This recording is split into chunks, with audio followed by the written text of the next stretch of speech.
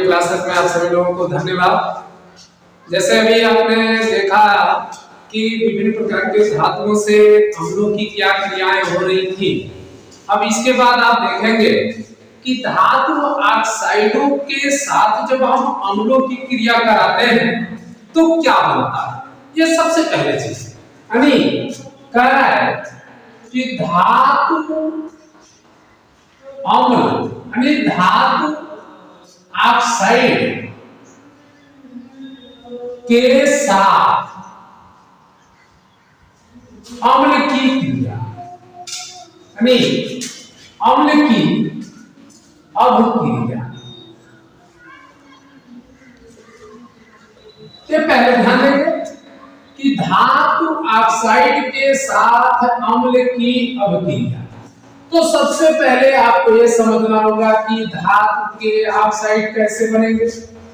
तो जब कभी भी आप ध्यान दीजिएगा कि हम कोई धातु के ऑक्साइड को, मुझे फार्मूला याद नहीं है, तो हम सबसे पहले इसको फार्मूला बनाएं। फार्मूला में क्या है कि हमारा सोडियम यदि धातु है, पोटेशियम यदि धातु है, आप सभी जानते भी हो कि ये सभी धातु है, तो ये सभी धातु है, या कैल्शियम धातु है, या हमारा आयरन धातु है, हमारा जिंक धातु है, हमारा कॉपर धातु है। अब इन धातुओं से यदि हम ऑक्सीजन की क्रिया करा दें, किसकी क्रिया करा दें? ऑक्सीजन की यदि क्रिया करा दें तो ये धात्विक ऑक्साइड बन जाते हैं, अर्थात यह ऑक्साइड बनाते हैं, अर्थात धातु के ऑक्साइड बनाएंगे। और जब धातु के ऑक्साइड मिल जाएंगे तो जो ऑक्साइड मिला रहेगा उसमें हमको अम्ल से क्रिया कराना, ये सबसे पहले ध्यान देना। तो सबसे पहले हम चलते हैं धातु के साथ ऑक्सीजन की क्रिया के बारे में अध्ययन करें। तो जब ऑक्सीजन किसी धातु से क्रिया करता है तो आप कहते हो कि यहाँ भी मुझे फार्मूला नहीं आता है, तो अब हम नहीं वही नहीं फार्मूला। जैसे आपने कहा था कि देखिएगा, थोड़ा सा ध्यान दीजिएगा, Na+1 चार्ज होता है, ऑक्सीजन पे -2 चार्ज होता है। ये जो नंबर आगे लिखा हुआ है अणु, इसको हम आगे लिख देते हैं। तो आगे बढ़ के उसको छोड़ दें तो भी कोई दिक्कत नहीं है, पहले आप फार्मूला को बना लें, चार्ज से ही फार्मूला को बना लें, इसको भी छोड़ेंगे।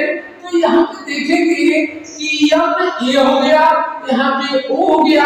अब इसका डबल चार्ज इनको दे दीजिए, इनका सिंगल चार्ज इनके पास, तो एक से कोई मतलब नहीं रखना है, आपको दो ही की मतलब रखना है।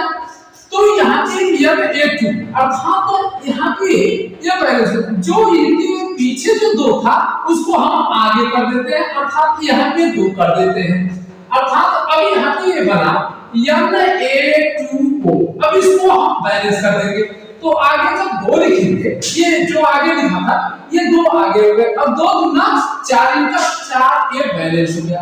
अब गिनिए 2 दूना 4, इनके हो गए 4, ये हो गए परमाणु, और 2 ऑक्सीजन का, ये 2 ऑक्सीजन के परमाणु, अर्थात ये बैलेंस हो गया। अर्थात ये क्या बना? धातु ऑक्साइड बना। इसी का नाम होता है सोडियम ऑक्साइड। अब इस सोडियम ऑक्साइड में आप रिएक्शन दिखाएंगे, तो सोडियम ऑक्साइड में अब कैसे दिखाएंगे अभी हम बताते हैं। जैसे इसको याद रखिएगा कि ये सोडियम ऑक्साइड है। अब यहाँ पे यदि बनाते हैं तो उसी तरीके से इसका डबल चार्ज वाला इसको दे देंगे, अर्थात ये बनाते हैं पोटेशियम ऑक्साइड। अब पोटेशियम ऑक्साइड को यहाँ पे 2 कर देंगे, यहाँ पे आप 4 कर लेंगे, और यहाँ पे 2 बैलेंस हो गया, अर्थात 2 दूना 4 और 2 1 बैलेंस हो गया। अब यहाँ पे कैल्शियम ऑक्साइड को बनाइए तो ये बनता है कैल्शियम ऑक्साइड, क्योंकि आप जानते हैं कि कैल्शियम पे डबल चार्ज होता है और ऑक्सीजन पे ये डबल माइनस होते हैं, तो ये दोनों चार्ज बराबर हैं। अर्थात ये जब फार्मूला बनाएंगे तो आप देखें कि कैल्शियम ऑक्साइड बनाएगा, अर्थात ये कैल्शियम ऑक्साइड हो गए। आगे 2 कर दीजिए, ये बैलेंस हो गए, और ये 2 बैलेंस ऑक्सीजन के हो गए, ये 2 इनके बढ़ गए, तो 2 यहाँ पर बैलेंस कर लेंगे। ठीक इसी प्रकार से इसको हम देखें कि ये फेरस ऑक्साइड बन गया। तो आगे अब इसको दो करना है, क्योंकि यह दो अणु है तो इसको दो परमाणु को हम यहाँ बराबर कर देते हैं, अर्थात ये भी दो हमारे हो गए। फिर यहाँ पे देखें कि यहाँ पे भी इसके भी दो, इसके भी दो, अर्थात ये भी जिंक का ऑक्साइड बन जाएंगे, अर्थात आगे दो कर देंगे, ये दो परमाणु बन गए, यानी ये बराबर हो गया। अभी इसका दो बनाना है तो इसको बना दीजिए। यहाँ पर देखिए क्यूप्रिक ऑक्साइड बना, अर्थात CuO, इसको बोलते हैं क्यूप्रिक ऑक्साइड, अर्थात ये भी दो बैलेंस करना है तो दो बैलेंस, अर्थात इसका नाम क्या है, पोटेशियम, पोटेशियम ऑक्साइड, ये पहले ध्यान देंगे। इसका नाम क्या है, कैल्शियम ऑक्साइड, कैल्शियम ऑक्साइड। फिर इसका क्या नाम है, फेरस ऑक्साइड, फेरस ऑक्साइड। अब यहां देखिए ये जिंक ऑक्साइड, ये हो गया जिंक ऑक्साइड। फिर यहां पर देखिए ये हो गया क्यूप्रिक, क्या हो गया, क्यूप्रिक ऑक्साइड। इस तरीके से ये तो बने अभी ऑक्साइड, अर्थात धातु ऑक्साइड, यानी ये धातु ऑक्साइड के ही टोटल फार्मूले होते हैं। तो अब ऐसे ऑक्साइड कहीं मिले, कहीं आपसे कह दे कि कैल्शियम ऑक्साइड के साथ अम्ल की क्रिया, कहीं कह दे पोटेशियम ऑक्साइड के साथ अम्ल की क्रिया, कहीं कह दे कि सोडियम ऑक्साइड के साथ क्रिया, तो आप फार्मूला नहीं जानते हैं तो पहले इसको फार्मूला में बनाइए, और फार्मूला को बनाने के लिए ये नियम अपना बना लीजिए, और इस नियम के अनुसार जब आप फार्मूला को कन्वर्ट बना लेंगे तो बनाने के बाद क्या होगा कि हम अम्ल को उठाएंगे, इनके साथ अम्लों की क्रिया करेंगे। जैसे मान लीजिए हम इसी को लेते हैं, इनके साथ हम HCl को ले लिए।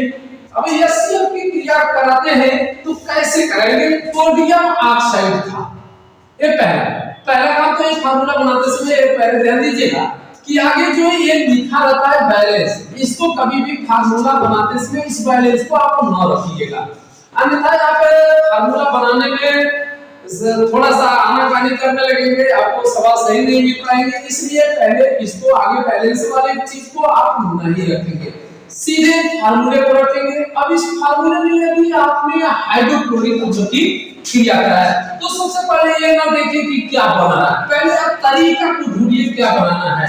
फिर इसके बाद यदि मान लीजिए इसी तरीके से पोटेशियम ऑक्साइड के साथ आप H2SO4 की क्रिया करा रहे हैं, ये भी बना सकते हैं। यदि आप कह रहे हैं कि कैल्शियम है और कैल्शियम ऑक्साइड के साथ यदि मान लीजिए हमें H2SO4 की क्रिया करा रहे हैं, तब हमारा क्या बन रहा है। फिर यहाँ पे क्यूप्रिक ऑक्साइड के साथ यदि हम HNO3 अम्ल की क्रिया करा रहे हैं तो क्या हमारा बन रहा है। तो इस तरीके से कोई भी अम्ल को उठा करके इन ऑक्साइडों के साथ यदि क्रिया कराते हैं तो देखिए क्या बनता है। तो सबसे पहले जब अम्ल की क्रिया कराते हैं तो ये ऑक्साइड आपके अभी बहुत बड़े थे, इस सभी ऑक्साइडों में आप क्रिया करा सकते हैं। अब यहाँ पे एक अभी ऑक्साइड आपका था फेरिक ऑक्साइड, फेरस ऑक्साइड था, जिसमें यहाँ पे कह सकते हो कि H2SO4 से क्रिया करा सकते हैं, यानी किसी भी अम्ल से क्रिया करा सकते हैं। तो अब चलिए जरा क्रिया करा करके देखिए क्या बनता है। तो सबसे पहले इससे जब क्रिया कराएंगे तो अब यहाँ पे ध्यान दें कि यह Na हमेशा Cl से क्रिया करेगा और यह H ऑक्सीजन से क्रिया करेगा। तो अब यहाँ पे देखिए Na और Cl दोनों का चार्ज पहले मिलाइए, आगे पीछे का क्या आयाम है इससे कोई मतलब ना रखिए, पहले इनको बैलेंस दीजिए। एक -1 होता है या +1 होता है, दोनों का चार्ज बराबर है अर्थात NaCl हो जाएगा। अब आगे देखिए NaCl के बाद क्या बचा, अब ये NaCl हो गया बराबर हो गया, इसका ये 2 है तो इसका 2 और पहले बराबर कर दिए, यहाँ पे 2 रखा है आपने, ये बराबर हो गया। अब Cl का यहाँ पे बढ़ रहा है, 2 बढ़ गए, अर्थात इस Cl का भी बढ़ा दीजिए, 2 आगे लिख दीजिए, क्योंकि यहाँ पे तो रख नहीं सकते, यहाँ पे रख सकते हैं क्योंकि यह एक अणु के रूप में है, यौगिक के रूप में है, इसलिए यौगिक में कभी एक किनारा नहीं बढ़ाया जाता है, आगे ही दोनों बढ़ाया जाता है पहले से। दूसरी बात क्या है, अब यह H2 हो गया है और यह ऑक्सीजन बचा तो ये हमारा बना लेता है पानी। जबकि आप जानते हैं कि जब कभी भी ऑक्साइड अम्ल के साथ क्रिया करती है तो वह जल का निर्माण करती है और लवण का निर्माण करती है। अब आइए पुनः यहाँ पे भी क्रिया कराते हैं तो ये पोटेशियम जो होता है यह सल्फेट के साथ क्रिया करेगी, तो अब पोटेशियम ये सल्फेट बना लेगा, एक K2SO4 बना लिया, अब यहाँ पे रहा H2 और यह आपका इस पानी के साथ यानी ऑक्सीजन के साथ क्रिया करेगा अर्थात ये भी पानी बनेगा। अब यहाँ पर आइए एक कैल्शियम जो है ये सल्फेट के साथ क्रिया करेगा अर्थात एक कैल्शियम सल्फेट बना लिया और प्लस H2 और यह ऑक्सीजन के साथ मिला अर्थात यह पानी बना लिया। अब यहाँ पे आइए यहाँ पे भी देख सकते हैं ये कॉपर ए नाइट्रेट बनेगा। चलिए कॉपर नाइट्रेट को बनाने के लिए हम आपको फार्मूला बनाते हैं। यहाँ पे कॉपर है, पहले ध्यान देंगे ये कॉपर पे +2 चार्ज होता है और नाइट्रेट ये ध्यान दीजिए NO3 नाइट्रेट पे है सिंगल चार्ज। अब यहाँ से यहाँ बनाइए ये पहले ध्यान दें। तो ऐसे जब क्रिया कराते हैं तो आप जानते हैं कि कॉपर पे सबसे पहली बात ये ध्यान देना है कि कॉपर पे +1 चार्ज भी होता है और कॉपर पे +2 चार्ज भी होता है। तो हम इसको क्रिया करा करके देखने का कार्य करते हैं क्योंकि इससे जल्दी हमारा नाइट्रेट नहीं बनेगा। अब यहाँ पे आइए यहाँ पे दिखाइए कि इस कॉपर को उतार लिए और इस नाइट्रेट को उतार लिए। अब यहाँ पे क्या है सिंगल चार्ज है तो यहाँ पे हम लिखेंगे नहीं, इसका डबल चार्ज है इसका लिख देंगे अर्थात ये 2 हो गया तो 32 हो गया। तो 32 को कैसे हम 2 बनाएं इसको ब्रैकेट में कर देंगे अर्थात कॉपर नाइट्रेट हो गया अर्थात यहाँ पे हो गया कॉपर नाइट्रेट। इसको आपने बना लिया और प्लस देखिए अब इसका डबल हो गया तो इसका 2 अणु कैसे बनाएंगे तो आगे 2 लिखेंगे। तो अब यह 2H हो गया और एक ऑक्सीजन अर्थात ये और यह मिलकर के आपके पानी बना दिए अर्थात एक तरफ पानी बन रहा है तो दूसरे तरफ लवण बन रहा है यानी ये सभी लवण बन रहे हैं और इधर पानी बन रहा है। अब पुनः यहाँ भी क्रिया करा सकते हैं ये हो जाएगा फेरस सल्फेट क्योंकि आप जानते हैं फेरस का डबल होता है और यहाँ पे H2O अर्थात ये पानी बना लिया। इस तरीके से आप कर सकते हैं कि जब हम किसी भी धातु ऑक्साइड को लेते हैं और धातु ऑक्साइडों से विभिन्न प्रकार के अम्लों से जब अब क्रिया करते हैं तो ये हमारे लवण और जल का निर्माण करते हैं। ये जितने भी बने ये सभी आपके साल्ट बने और यहाँ के सभी आपके पानी बने। ये पहले दिमाग में रखे रहना। और ऐसे क्रिया जहाँ पे क्षार के ही साथ और अम्ल के साथ क्रिया करने पर यदि वहां पे लवण और अम्ल बन रहा यानी जल बन रहा है तो ये दिमाग रखिए ये उदासीनीकरण की क्रिया कहलाती है। जबकि आप जानते हैं कि जब अम्ल और क्षार मिलता है तो उसको हम उदासीनीकरण की अभिक्रिया कहते हैं।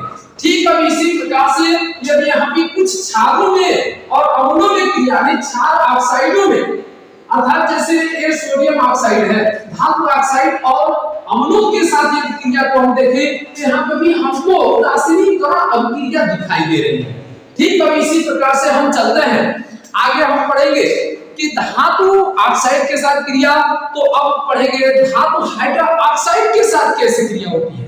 तो पहले हम धातु हाइड्रोक्साइड को बनाना सीखेंगे और उसमें अम्लों की क्रिया कराने की देखेंगे कि अम्लों की अभिक्रिया से क्या वहां पे प्राप्त होता है। सबसे पहले आप देखें कि धातु हाइड्रोक्साइड जैसे हाइड्रोक्साइड क्या है ये पहले दिमाग में रखें। धातु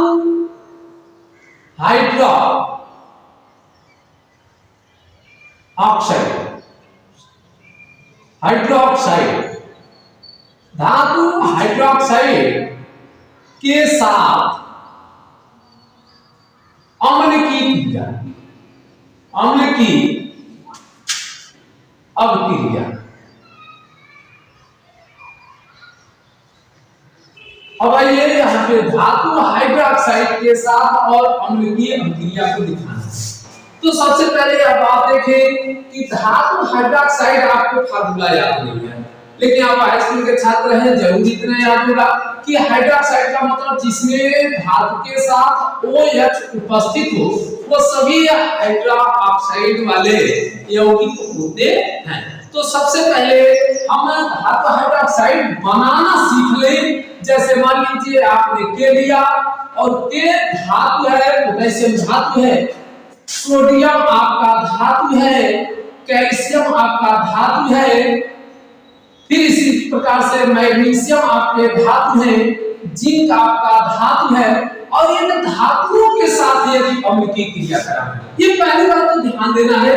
यहाँ पे तो विशेष ध्यान दीजिएगा क्योंकि यहाँ पे जब तक ध्यान नहीं देंगे तब तक आपका H2 कट जाता है तो हमारा रिएक्शन गलत हो गया। ये तो पहले बात तो दिमाग में रखिएगा, क्योंकि जब जिंक किसी नाइट्रिक अम्ल से क्रिया करता है तो वहां पे ध्यान दीजिएगा कि हमारा क्या बन सकता है।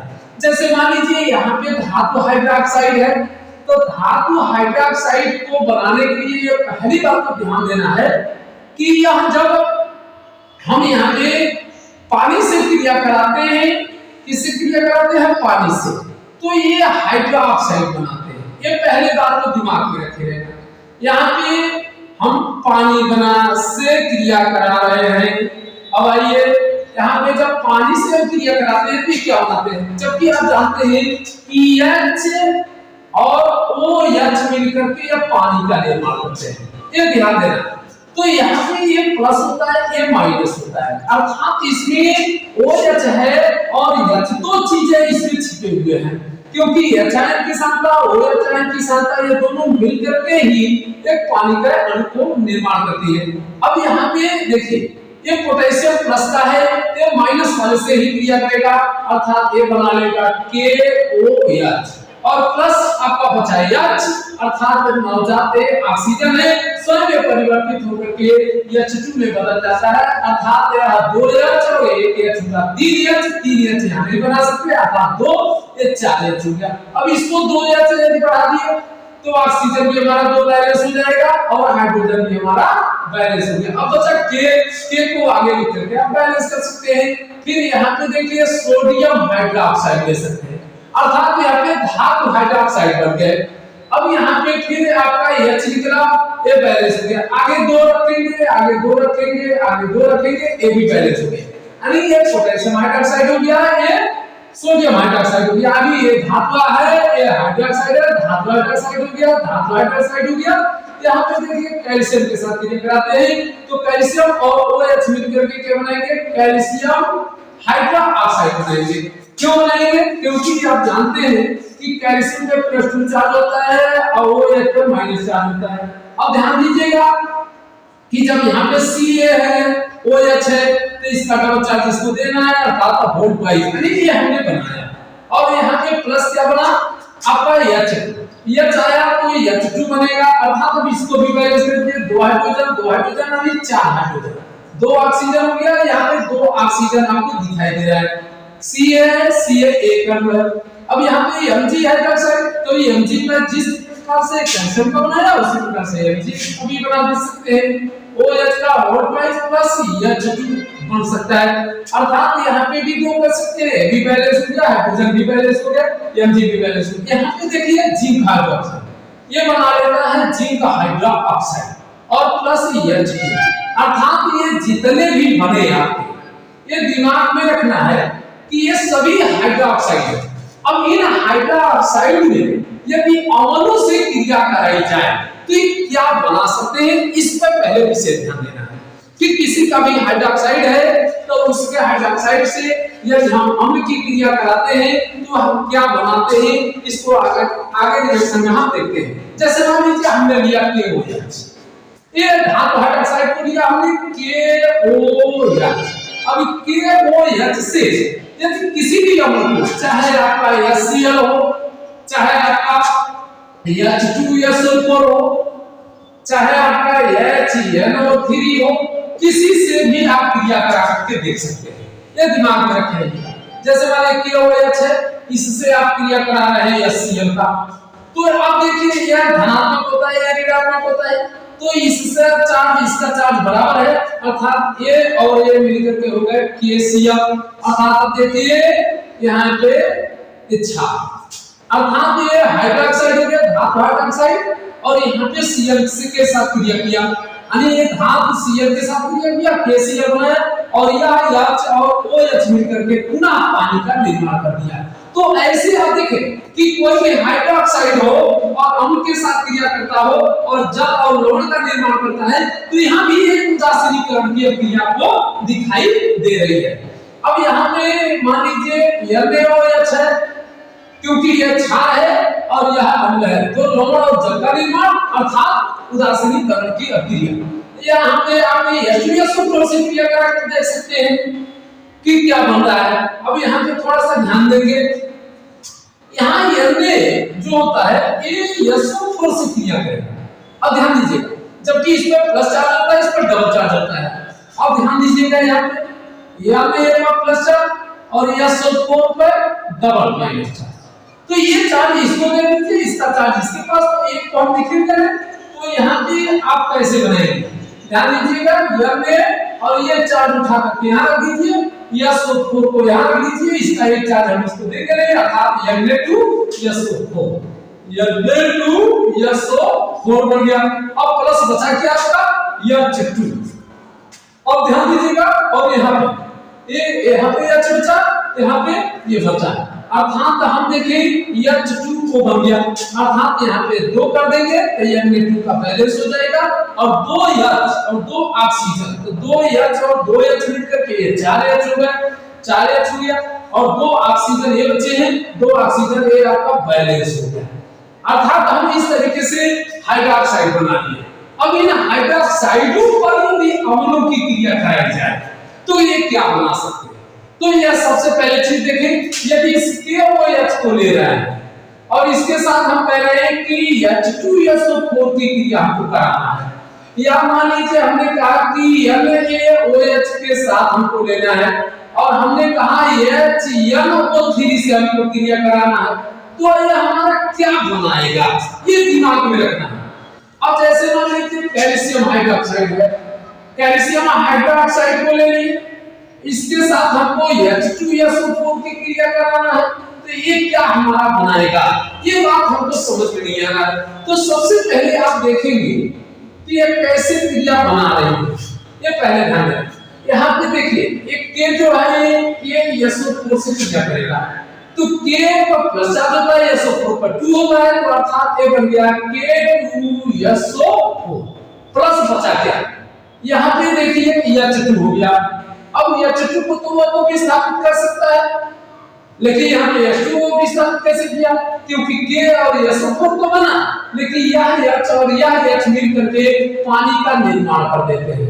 अर्थात देखिए ये पानी का निर्माण हुआ, K2 हो गया और 2 OH हो गए और 2 यहाँ पे H हो गया, तो 2 AH और 2 AH मिलकर के 4H2 बनाए, और इसके बाद ऑक्सीजन 2 था, ऑक्सीजन हमने यहाँ रख दिया, पानी बन गया। ठीक इसी प्रकार से सोडियम नाइट्रेट, क्योंकि सोडियम पे और नाइट्रेट पे सिंगल चार्ज होता है, अर्थात दोनों बराबर हैं, तो ये सोडियम नाइट्रेट बना है। और प्लस बचा क्या आपका एक H और OH मिलकर के ये आपके बना दिए पानी, अर्थात ये हमारा बन गया पानी।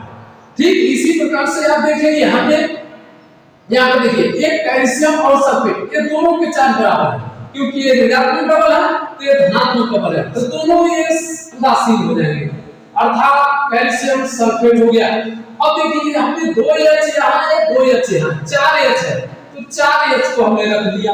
अब 2 ऑक्सीजन बचा है, तो 2 ऑक्सीजन को हमने यहाँ रख दिया। अर्थात इस तरीके से जब हमारा कहीं पर भी हाइड्रोक्साइड के साथ अम्ल की क्रिया करता है, तो इस तरीके से हम कह सकते हैं कि वह लवण और जल का निर्माण करता है। तो यहाँ पर भी आप देख रहे हैं कि जल और लवण का निर्माण कर रहा है, तो यहाँ अर्थात यहाँ पर भी हमारी उदासीनीकरण की क्रिया संपन्न हो जाती है। धन्यवाद।